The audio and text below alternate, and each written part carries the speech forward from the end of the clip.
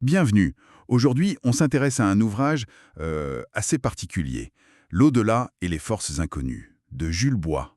Oui, un recueil vraiment étonnant. Il rassemble les avis de pas mal de beau monde, hein, l'élite intellectuelle, artistique, fin 19e, début 20e, Exactement. sur le spiritisme, l'occultisme, enfin, tout ce qui touche au mystère, quoi. C'est ça. Et l'idée, c'est de voir un peu comment tout ce petit monde réagissait face à l'inexpliqué. Croyance, scepticisme, Ben oui, c'était une époque charnière. La science avançait à grands pas, mais... mais le surnaturel fascinait toujours autant, hein. Alors, on va regarder ça de plus près. Et il faut souligner que Bois, lui, il se voit un peu comme un greffier. Ah oui, Oui, il collecte les témoignages, croyants, sceptiques, enfin, sceptiques au sens d'analyste, hein, chercheur. Il ne juge pas explicitement dans ce livre. d'accord. Et c'est ça qui est intéressant, cette variété de points de vue. C'est assez frappant. Bon, alors commençons peut-être par les expériences fortes.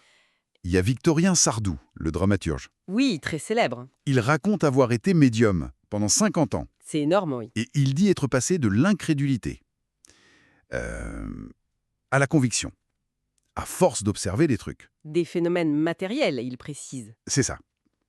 Genre un bouquet de roses blanches qui apparaît comme ça, paf, sur sa table de travail, Impressionnant. Venant de lui, en plus. carrément. Et cette idée de conviction par l'expérience vécue. On la retrouve chez d'autres, hein. Augusta Holmès, par exemple. La compositrice. Ah oui, elle aussi. Oui, oui, elle raconte des choses similaires. Le spectre d'Ambroise Thomas, Hmm. qui lui révèle une œuvre oubliée. Incroyable. L'esprit de César Franck qui corrige une faute dans sa partition. Elle parle aussi d'apport, D'apport, ouais. C'est-à-dire, l'apparition d'objets, quoi. Sans explication. Et même des chants d'oiseaux invisibles dans une pièce. carrément. Elle va même jusqu'à parler d'humains invisibles qui nous observeraient. Une hypothèse assez audacieuse. Ouais. Mais bon, c'est pas toujours aussi poétique, on va dire.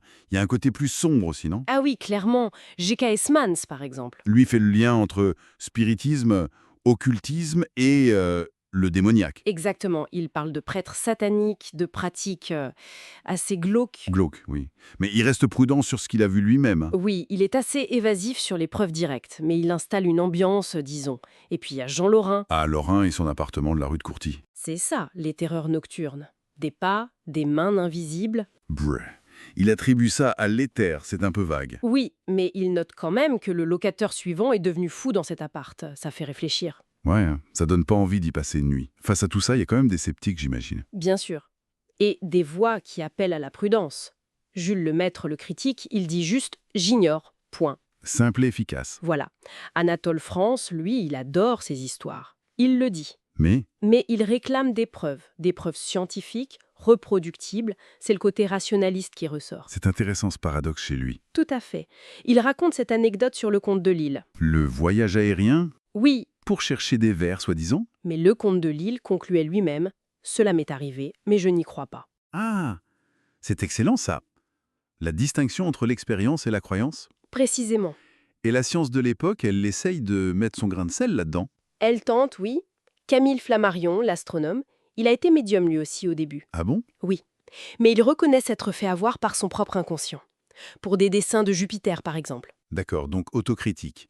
Et Lombroso, le criminologue? Lombroso, c'est intéressant. Il admet avoir observé des phénomènes réels, avec Usapia Palladino, la médium. Des trucs comme la lévitation, matérialisation. Oui. Mais il n'y voit pas des esprits. Pour lui, c'est lié à des états nerveux particuliers de la médium. Une explication, disons, psychophysiologique. D'accord.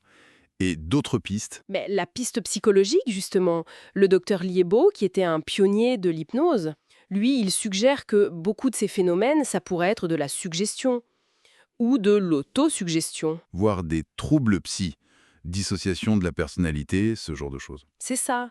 Il dit que la cause est souvent en nous, pas forcément à l'extérieur, même s'il admet que tout n'est pas expliqué. On sent bien cette tension, hein, entre l'expérience vécue, qui est super forte pour la personne, Exactement. la possibilité de fraude, l'explication psy, et puis, le mystère qui reste peut-être. C'est tout à fait ça, la complexité de la chose. Alors si on essaye de synthétiser un peu, qu'est-ce qu'on retient de cette plongée dans le bouquin de Bois? Mais d'abord, cette incroyable diversité d'attitudes. Oui, une vraie mosaïque, comme tu disais. La certitude quasi religieuse, basée sur l'intime conviction. L'exploration prudente, un peu scientifique. Ouais, le rejet rationaliste pur et dur. Et puis la fascination un peu littéraire, artistique, pour tout ça.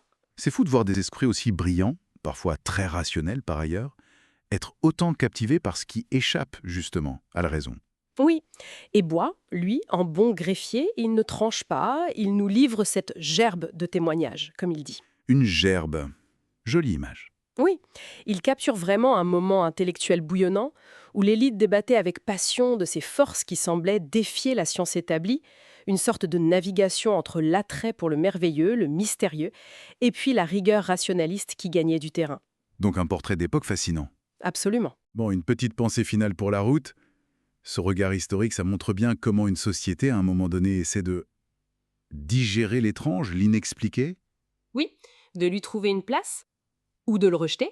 Et on pourrait se demander quel parallèle on pourrait faire aujourd'hui avec nos propres débats sur les limites de la science, la conscience, la nature de la réalité. Bonne question. Est-ce qu'on est si différent finalement face à ce qui nous dépasse? Voilà, ça laisse matière à réflexion.